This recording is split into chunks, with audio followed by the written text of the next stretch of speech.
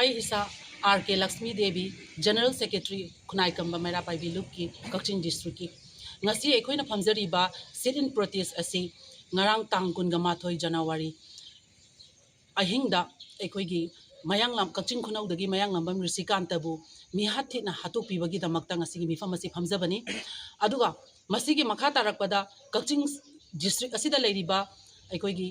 Kaching District United Club Organization amadi Kugampal anina sinjaduna ngasigi sit in process asi akoi sinjalangzabani masigi makha tarakpada aikoi India government ki mafam da aikoi wafam kaya ma aikoi haizaningi ngasi irang asi yanare tangdu leitare haibagi kholang mayam amadi India government gi thoklakli aduga makha tarakpo ina aikoi gi Manipur da listing nipu henba security personnel sing deploy toroga leiriba mafam masida adusu mentally hill based area da Kuki militants armed militants sing asina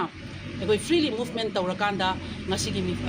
mafam kaya da ekoi miha mi tawrapa aduga mi report nairakanda video viral orakanda ekoi masengi marakta nusi sanada ba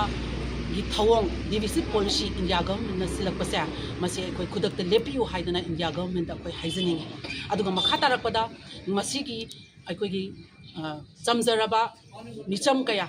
aikoigi masagi maramda chasaba matamda masagi maramda adum asigum khudong thiba ase amo hana thopidana ba aduga mahosagum aikoigi tangdu laidaba punsi ado hanjal hanbiu haidana aikoi ngasigi phamjari ba aikoigi sit in protest asigi Kaching district ki imai bel sing thamjari